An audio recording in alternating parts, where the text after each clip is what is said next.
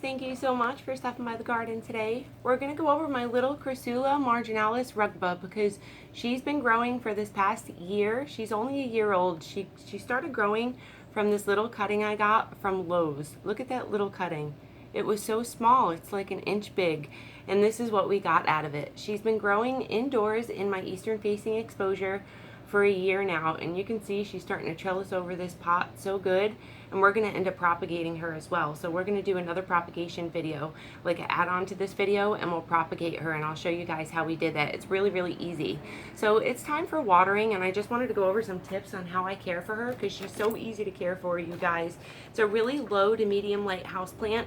She only requires about a good 4 to 6 hours of direct sun a day, and then for the rest of the day just bright indirect light. And she's starting to get some nice red variegated foliage on her because she's growing in my eastern facing exposure, and that morning sun really benefits. She really benefits from that morning sun just because it's a little bit less stronger than the western side. If you put it in a western facing exposure, that's going to be a little bit more intense, so you might have to back off on the hours of sunlight you're giving it. Maybe like 4 hours of direct sun instead of the 6 in the eastern facing exposure. That's where she stays. She just hangs up by this little hanger here in my eastern facing exposure, and she rots out in that windowsill. I only water about once a week in the summertime, and then in the wintertime she goes a little dormant. She doesn't grow as much, and she only gets water maybe once every 2 to 3 weeks, sometimes once every 4 weeks. It all depends.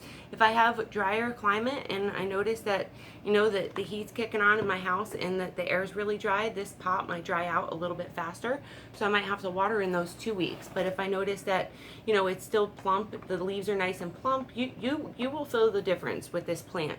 You will feel her foliage when she's nice and plump and filled with water compared to when she needs water. Her foliage, I just go ahead and feel the bottom leaves that are inside this pot, like at the top here. I go ahead and feel these inner leaves on the bottom, and if they're nice and plump, I know she's good to go. If I feel like they're getting a little deflated, then I go ahead and water. And that all ranges. It's all going to range depending on your climate and what kind of, if you're getting rain out in the summertime. I know we get a lot of humid climate this time of year along with rain, so my pots tend to stay wet for a long time, longer than usual, so I might have to water a little bit less. So you might have to adjust accordingly depending on what type of climate you have, but the watering is the same. You want to soak your pot all the way through till it's draining out of the bottom, as you can see, and we have some water in this dish here, and we're going to leave it in this tray for about 5 or 10 minutes, and then we're going to discard any water left in this tray.